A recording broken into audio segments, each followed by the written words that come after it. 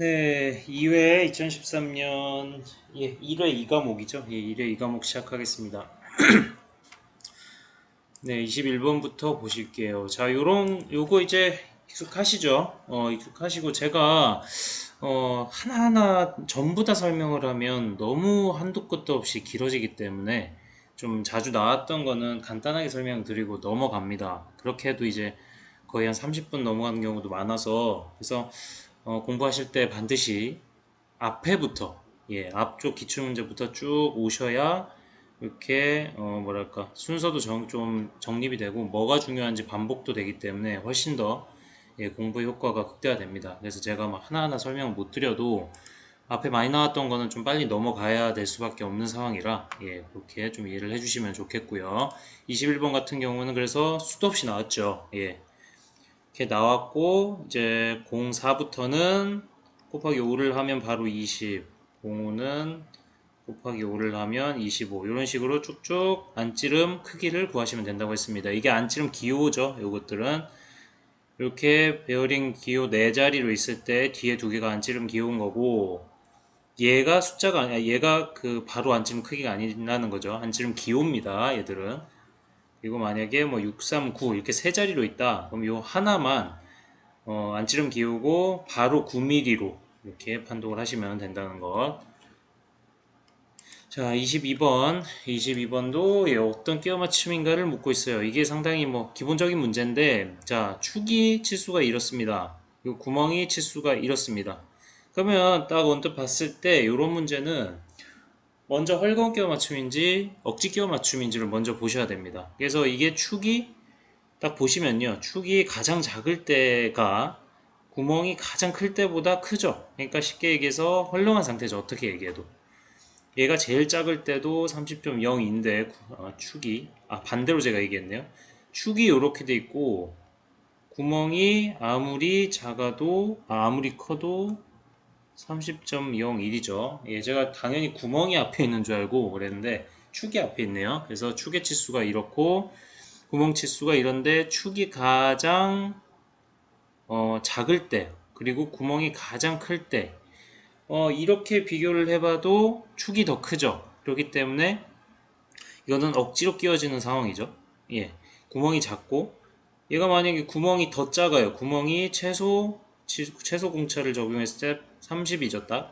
그리고 축이 제일 큰 치수를 적용했을 때는 30.03이죠. 이래도 꽉 끼죠. 구멍이 작죠. 그래서 얘는 억지 끼워 맞춤이 되는 겁니다. 그래서 어떻게 해도 꽉 끼기 때문에 억지 끼워 맞춤이 되고 뭐 어떻게 집어 넣었는데 억지 끼워 맞춤일 때가 있고 헐금 끼워 맞춤일 때가 있고 이러면 이제 그걸 중간 끼워 맞춤이라 하는 거고 요거에 지금 이 문제 상황이 반대면은 헐금 끼워 맞춤이 되겠죠. 이렇게 보시면 되겠습니다. 보통 끼워 맞춤이란 용어는 없습니다. 자, 그 23번 냉간 성형 리벳에 호칭 표시가 다음과 같이 호칭된 경우 40의 뜻은 자, 이런 거 이제 또 암기 문제죠. 여기 40인데 여기 40이 뭘 의미하는가? 뭐 딱 봐도 뭐 종류, 재질 이런 건 아니겠죠. 그래서 우리가 헷갈릴 만한 게 지름과 길인데요. 그래서 이 지름과 길이 순서로 기억만 좀 하시면 되겠습니다. 그래서 이건 길이를 얘기하고요. 지름을 얘기합니다. 그래서 지름 곱하기 길이 형태로 표시가 되는데 숫자가 큰 게 당연히 길이라고 생각을 하시면 어느 정도는 뭐 헷갈리지 않으실 수가 있을까요? 근데 이제 혹시나 머리가 훨씬 더 큰 그런 리벳이 나올 수도 있으니까 그러니까 순서대로 정확하게 지름, 길이 순서다라는 것대로 그렇게 공부를 하시면 되겠습니다. 그래서 여기 둥그머리 리벳은 이렇게 생긴 거죠. 그래서 리베팅은 어떻게 하는 거냐면 얘가 원래 이렇게 생긴 그냥 봉입니다. 봉. 작은 봉 모양입니다. 근데 이제 얘를 갖다가 이런데 딱 리베팅을 하려면 이렇게 이 부분에 열을 줘서 반쯤 거의 뭐 녹는 상태는 아니겠죠. 뭐 한 조금 어느 정도 성형이 될 수 있을 정도의 열과 압력을 가해서 이렇게 만드는 겁니다. 가압을 해서 이렇게 가압을 해서 이렇게 만드는 겁니다. 그래서 이렇게 돼 있던 거를 이렇게 만드는 게 리베팅이에요. 리베팅 작업. 그래서 그렇게 하시면 될 것 같습니다. 호칭 지름 곱하기 길이의 순서다 라고 기억을 하시면 되겠고, 24번은 한번 풀어보시고요. 이거 뭐 24번 같은 거는 절대 틀리시면 안 됩니다. 제일 쉬운 형태이기 때문에. 자, 25번 보시면요. 자, 이것도 이제 설명을 드렸었는데 다시 한번 설명을 드릴게요. 자, 용접할 부분이, 자, 이게 중요합니다. 용접할 부분이 화살표의 반대쪽, 자, 반대쪽, 용접할 부분이 화살표의 반대쪽이랍니다. 근데 이제 필린 용접은 다 필린 용접 기호로 적혀 있고요. 뭐 이 방향으로 쓰진 않습니다. 뭐 굳이 따지자면 이거 세 개 중에 뭐가 맞는가인데, 자, 여기 보면 칠선과 파선이 같이 있는 이 두 개 중에 하나라고 보셔야 됩니다. 그래서 이 실선과 얘가 용접 기호가 바로 맞닿아 있다. 이럴 때는 이제 화살표 쪽에 용접을 하는 겁니다. 그냥 이렇게 기억하시는 게 더 좋을 것 같아요. 그리고 이 용접 기호가 파선에 이렇게 올라와 있다 할 때는 지금 지시하고 있는 반대편에 이렇게 용접을 하는 겁니다. 얘는 그래서 이쪽에 용접하는 거고요. 얘는 화살표 지시한 반대쪽에 용접을 하라는 겁니다. 그래서 답은 2번이라는 거고, 이거를 제가 설명을 실선과 파선에 이렇게 있을 때 뭐 이런 식으로 설명을 드렸습니다. 그러니까 파선의 반대편에 있을 때, 그러니까 화선이 여기 있는 동일선이라고 했죠. 그래서 동일선과 반대편에 있을 때는 화살표 반대쪽에 용접을 해야 되고, 이런 식으로 설명이 되니까 괜히 헷갈리시는 것 같아서, 이 화살표 쪽에 용접하는 거죠. 이렇게 돼 있으면 괜히 헷갈리실 것 같아서 그냥 이 실선 기준선 쪽에 있으면은 화살표 쪽에 용접, 그리고 화선 쪽, 그러니까 동일선 쪽에 있으면은 이 화살표의 반대쪽에 용접을 하는 거다. 이렇게 기준을 잡고 공부를 하시면 될 것 같습니다. 이게 훨씬 더 안 헷갈리실 것 같아요. 자, 그리고 26번 광명단을 발라서 실형을 뜨는 스케치법. 근데 스케치법 중에 하나고, 요즘에 수능 문제, 직업탐구 수능 문제에서는 아직까지 스케치법이 계속 나오고 하기 때문에 이것도 지금 자격증 시험에서도 계속 나올 수도 있다고 생각을 하셔야 됩니다. 뭐 예전보다는 잘 안 나오지만. 그래서 광명단이라는 걸 발라서 찍어내는, 그러니까 실형을 뜨는 방법은 프린트법이라고 우리가 아시면 되겠어요. 그리고 27번 젬새가 가장 큰 억지 끼워 맞춤은, 자, 이건 오히려 뭐 안 외우셔도 됩니다. 그러니까 H7은 지금 구멍 기준 끼워 맞춤으로 그대로 나와 있고 똑같이 나와 있죠. 그래서 지금 구멍 같은 경우에는 A로 갈수록 커지죠. 작아지고. 그리고 축 같은 경우는 기준 H에서 Z로 갈수록 커지죠. A로 갈수록 작아지고요. 그죠? 그래서 H 기준으로 해서 얼마나 Z 쪽으로 많이 가 있는 거를, 많이 가 있는 거가 뭔지를 찾으면 되시겠습니다. 네, 그렇겠죠? 그래서 여기서는 X가 제일 알파벳 중에 뒤에 있죠. 이 때문에 3번이라고 보시면 되겠고, 뭐, 치수 100에 대한 끼워 맞춤 값 이런 것들은 전혀 몰라도 무방한 문제라고 보시면 되겠습니다. 자, 그리고 28번 다음 그림에서 A에 가장 적합한 기하공차 기호는, 자, 이것도 이제 비슷한 문제가 나왔었는데요. 이거는 이제 여기선 평행도 문제네요.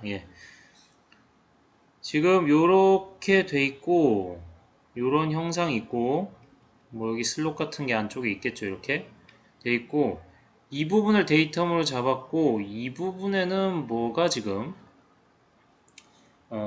지시되어 있는가. 그러니까 원래는 얘가 평행도 자체는 단독 형체가 아니죠. 단독 형체가 아니어서 데이텀이 필요합니다. 근데 여기 지금 이렇게 데이텀을 바로 이렇게 끌어다 놨죠. 이런 식으로 잘 표현하지는 않는데 이런 식으로 돼 있기 때문에 뭐 평행도를 쓰는 데 있어서 문제가 되는 그런 건 아닙니다. 데이텀이 없어서. 이거를 이제 다른 방법으로는 뭐 이렇게 표현할 수도 있겠죠. 그냥 데이텀을 하나, 저기 A가 있으니까 안 헷갈리게 뭐 Z로 잡을까요? G로 잡고 여기다가 이제 그냥 이거 없이 G 해서 여기 평행도 이렇게 줄 수 있겠죠. 이렇게도 줄 수 있습니다. 근데 이제 데이터를 한 방에 이렇게 올려서 작성을 했다는 겁니다. 그래서 단독 형체가 아니고 지금 단독 형태가 아니고 연관된 그런 데이텀을 이렇게 바로 지시를 했기 때문에 문제는 없다. 그래서 평행도를 지시해서 이 부분, 요 기준면과 지금 지시하고 있는 요 기준면이 어느 정도 평행해야 한다. 평행도의 공차값은 이거다라고 지시를 하고 있다고 보시면 되겠습니다. 딴 것들은 말이 안 되죠. 평면도를 지시할 것도 아니고 요 데이텀을 기준으로요, 그죠? 그리고 직각도는 더더욱 아니죠. 직각도를 이 부분을 지시한다면은 우리가 직각도를 쓸 수 있겠죠. 이 부분을 지시한다면 이 면과 지금 직각이니까, 그죠? 그리고 대칭도가 뭐 전에 비슷한 문제가 나와서 저도 대칭도 문제인가 순간 생각했는데, 대칭도 같은 경우에는 이 중심선을 기준으로 이 부분과 이 부분을 대칭으로 한다라는 건데, 여기서는 이제 전혀 이쪽을 데이텀으로 했기 때문에 전혀 연관이 되지 않습니다. 그래서 여기서는 평행도가 답이 되겠고요. 자, 29번 끼워 맞춤에서 구멍이 이렇고 축이 이렇답니다. 그러면 최소 젬새는 얼마인가? 최소 젬새라는 거는 결국 억지 끼워 맞춤이라는 얘기고, 최소 젬새는 최대로 꽉 끼는 게 최대 젬새죠. 그러니까 최대 젬새 같은 경우에는 이제 구멍이 가장 작을 때와 축이 가장 클 때를 비교하면은 최대 젬새에서 여기서 0.050이 나오겠네요. 근데 최소 젬새는 억지 끼워 맞춤이지만 구멍이 그나마 가장 클 때와 축이 가장 작을 때를 비교를 하는 겁니다. 그러니까 억지 끼워 맞춤에서 최대 젬새의 개념은 헷갈리지 않죠. 극단을 생각하면 되니까. 그래서 그 반대라고 생각하시면 됩니다. 그래서 최소 젬새는 이렇게 구멍이 그나마 가장 클 때와 축이 그나마 가장 작을 때를 비교한 거다. 이렇게 보시면 되겠습니다. 그래서 뭐 최소호형 치수, 최대호형 치수 이렇게 식으로 외우시면은 이게 굉장히 헷갈리죠. 그래서 이런 식으로 그냥 개념상으로 한번 이해를 해보려고 노력을 하시면 뭐 헷갈릴 일이 거의 없을 거라고 보시면 되겠습니다. 이것도 뭐 0.009로 계산을 하실 수가 있겠고요. 자, 30번 치수 수치를 기입할 공간이 부족하답니다. 그래서 인출선을 이용하는 방법으로 가장 올바른 것은 이라고 나와 있는데, 이것도 뭐 이렇게 한다는 걸 외우시라고 하는 겁니다. 그래서 이렇게 쓴다는 거. 다른 화살표나 어떤 기호가 없이 이렇게 사용을 해야 이 공간 사이 공간에 대한 치수라고 보시면 되겠습니다. 그래서 뭐 이렇게 쓰는 경우도 잘 없는 게, 뭐 이게 안 되면 그냥 이렇게 해서 42라고 해버리면 되니까 이런 거는 잘 쓰진 않습니다. 근데 이것도 기출문제 엄연히 나왔으니까 좀 기억을 하시기 바랍니다. 자, 그리고 31번 제 삼각법에 대한 설명으로 틀린 것은, 갑자기 상당히 기본적인 문제가 나오죠. 자, 눈투물인가 삼각법이 눈물투인가를 우리가 헷갈리시면 안 됩니다. 그래서 삼각법 같은 경우에는 눈이 있고 투상면이 있고 그 다음에 뭐 물체가 이렇게 있는 겁니다. 그래서 이 투상면에 맺히는 물체를 그대로 보겠다고 하는 게 삼각법이죠. 일각법은 눈, 물투입니다. 물체가 앞에 있고 투상면에 여기에다가 이렇게 비치는 겁니다. 이 물체가. 그렇기 때문에 이 뒷면이 앞에 비치고 이런 식으로 반대가 되겠죠. 삼각법하고. 그래서 일각법은 삼각법의 반대인데, 이제 삼각법이 눈투물인지 눈물투인지 헷갈리시면 이렇게 그림 하나 또 한번 떠올려 보시면 됩니다. 그래서 이렇게 눈이 있고 투상면이 있고 여기 물체가 이렇게 있어야 바로 물체 상이 이렇게 그대로 잡히겠죠. 그래서 눈투물이 맞고요. 삼각법. 자, 좌측면도는 정면도의 좌측, 당연한 얘기고, 저면도는 우측면도의 아래 그린다. 자, 이거 잠깐 보류하고, 배면도는 우측면도의 우측에 그린다. 뭐 이게, 자, 정면도 있고, 자, 네모 생략하겠습니다. 평면도, 우측면도 있고, 여기에 배면도를 그립니다. 배면도도 필요에 따라 그려야겠죠. 정면도 뒤쪽에서 보이는 형상. 그리고 여기 저면도를 그립니다. 그래서 저면도는 우측면도의 아래가 아니고 정면도의 아래에 그리는 거고요. 배면도는 우측면도의 우측에 그린다. 여기 배면도를 그리면 케이스 규격에 맞지 않는 겁니다. 삼각법 작도법에 맞지 않는 겁니다. 그렇게 보시면 되겠습니다. 그래서 제가 정리를 해놓은 게 이렇게 있을 거고, 이거 참고로 하시면 되겠어요. 그리고 삼각법의 기호, 요것도 알고 계셔야 된다는 것. 그리고 32번 판금이나 재간 작업, 배관 전개 작업에서 주로 나타나는 상관선에 대한 설명으로 가장 적합한 것은, 자, 상관선에 대한 의미를 또 묻고 있죠. 이것도 자주 나왔는데, 곡면과 곡면 또는 평면이 만나는 곳을 표현하는 선이다. 그래서 이렇게 만날 때, 요 영상과 요 영상이 만날 때 이렇게 생기는 상관선이 이렇게 나오죠. 예, 이런 상관선을 얘기를 하는 겁니다. 그래서 뭐 똑같은 원통이 만나면은 네, 요런 게 생기죠. 요런 게. 그리고 지금 여기 보시다시피 또 다른 크기의 원통이 만나면은 이런 동그란 게 생기고, 똑같은 크기의 원통이 만나면 이렇게 뾰족한 V자 형상이 생기고, 이런 것들을 얘기를 합니다. 그래서 상관선에 대한 개념 한번 정리를 해보시고, 자, SM40C의 재료명은 무엇이냐고 합니다. 가장 쉬운 거죠. 이게 가장 우리가 많이 보게 될, 탄수화물이랑 0.4%, 정확히 0.4%는 아니고 0.38에서 0.42% 사이를 얘가 0.4% 탄소 앞뒤라고 해서 40C로 우리가 부르게 됩니다. 그래서 30C는 0.28에서 0.38,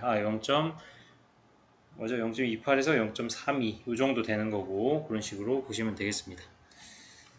기계구조용 탄소광이라는 거 SM40C 기억하시고, 자, 34번. 자, 그림과 같은 표면 거치기 지시에서 람다 2.5, 자, 이게 람다라고 있습니다. 람다. 그래서 2.5의 값은 어떤 값을 의미하는가? 그래서 이것도 똑같이 한 세네 번 나온 것 같죠? 그래서 이게 지금 컷오프 값을 의미를 하게 되는데요. 자, 컷오프 값은 우리 표현 가치기 측정 관련 파장값이라고 되어 있는데, 이제 컷오프 값은 뭐 쉽게 얘기하면 표현 가치기를 어디서 어디까지 재겠다 하는 구간에 대한 정의입니다. 그래서 이거는 뭐 정확하게 아실 필요는 없는데, 여기 있는 게 컷오프 값이다라는 거 좀 알아두시면 그 정도 알아두시면 좋겠습니다. 컷오프 값이 이렇게 문제 많이 나오는지 모르겠는데, 딴 거 중요한 거 천진데, 근데 이게 여기 있는 건 어쨌든 컷오프 값을 의미한다라는 건 기억하셔야 됩니다. 꼭. 그리고 35번 그림과 같은 I 형광의 표시 방법으로 틀린 것은, 뭐 기억 형광 이런 것도 있었고, 그죠? 그래서 이것도 나왔던 거니까 뭐 그대로 암깁니다. 그대로 암기고 넘어가겠습니다. 자, 36번은 한번 풀어 보시고요. 이렇게 딱 페이지도 마침 딱 보이네요. 그대로 이렇게만 나와 있고 옆에 있으면은 어떤 우측면도가 가능할 것인가 라고 딱 삼각, 우리가 3D로 딱 형상이 떠오르시면 제일 좋고요. 이게 저는 뭐 제가 직접 모델링을 다 해서 그림에 넣다 보니까 다 그대로 떠오르긴 하는데, 연습을 많이 해보셔야 됩니다. 그래서 이런 선이 지금 파선이 이렇게 보이는 거는 뭐 이렇게 이 부분이 뾰족뾰족 튀어나온 이런 부분으로 이렇게 옆에서 보이겠다라고 이렇게 떠올리시면 되는데, 하여튼 연습을 많이 하시기 바랍니다. 네, 이렇게 생긴 거죠. 생각보다 형상이 뭐 단순한 형상입니다. 자, 37번도 한번 딱 이렇게 놔두시고 어느 정도 떠올려 보신 다음에 이런 보기들을 한번 보시면 훨씬 더 좋을 것 같아요. 당장 뭐 문제 맞고 틀린 게 중요한 게 아니니까요, 그죠? 자, 그 38번 표준 스포 기어의 항목 표현은 기입되지 아니하나 헬리컬 기어 항목 표현은 기입되는 거. 그러니까 여기서 우리가 보시면 표준 스포 기어와 헬리컬 기어의 차이점이 뭔지를 생각해 보시면 되겠죠. 표준 스포 기어에는 없는데 헬리컬 기어에는 있는 거를 표시를 해야 될 테니까요, 그죠? 그래서 표준 스포 기어는 이빨이 그대로 올곧게 돼 있는데, 헬리컬 기어는 이렇게 누워 있는 거죠. 예, 이렇게 누워 있는 겁니다, 옆으로. 30도 이 정도 누워 있는 겁니다. 그리고 곡선으로 이렇게 꼬여 있는 거는 스파이럴 헬리컬 기어라고 보시면 되겠어요. 그래서 이 헬리컬 기어는 이렇게 비틀어져 있죠. 이빨이. 그래서 장점이 이제 헬리컬 기어에 비해서 이제 접촉 면적이 크죠. 그래서 훨씬 정확하고 안정적인 뭐랄까요? 예, 동력 전달이 가능한데, 얘가 이렇게 돼 있다 보니까 한쪽으로 추력이 또 발생을 합니다. 그러니까 한쪽으로 날아가려는 그런 힘이 발생을 해요. 그러니까 이렇게 뭐 예를 들어서 요런 두 개의 원통이 돌아가고 있으면 그냥 전 돌아가겠죠, 그냥. 근데 원통이 두 개가 뭐 어떻게 해야 될까요? 이렇게 두 개가 만나고 있으면 얘는 일로 얘는 일로 날아가려는 그런 추력을 받는다고 합니다. 이걸 축방향이기 때문에 이렇게 축방향으로. 그래서 우리가 그걸 방지하기 위해서 이렇게 더블 헬리컬 기어를 쓰기도 합니다. 더블 헬리컬 기어. 이렇게 쓰기도 한다는 거 뭐 참고로 알아두시면 되겠습니다. 자, 39번. 약간 계산이 들어간 문제네요. 자, 다음 도면에서 센터의 길이 L로 표시된 부분의 길이는, 자, 요 길이를 우리가 구하라고 하는데요. 자, 단 테이퍼는 20분의 1이고 단위는 밀리미터다. 그래서 지금 나와 있는 정보가 요놈이랑 얘가 90도라는 거. 그리고 테이퍼는 20분의 1이다 라는 것 이렇게 나와 있죠. 그래서 보시면 테이퍼부의 길이는 해갖고 나와 있고 보시면요. 예, 잠깐만요. 예, 이 L 값은 테이퍼 부분 이걸 L1이라고 하고 얘를 지금 L2라고 했을 때 L1, L2라고 했을 때 이렇게 되겠죠. 당연히 L은 L1 플러스 L2. 그래서 L1은 테이퍼부입니다. 그래서 테이퍼 값 20분의 1은 뭘 의미하냐? L1분의 큰 쪽지름 빼기 작은 쪽지름을 하면 됩니다. 그러면 이제 이게 테이퍼의 의미예요. 테이퍼 값의 의미. 그래서 이렇게 하면 L1이 140이 나오고 뭐 그대로 값들이 있으니까 집어 넣으시면 되겠죠. 140이 나오는 거고 그리고 L2는 반지름 길이와 같은 12.5 예, 그러니까 이게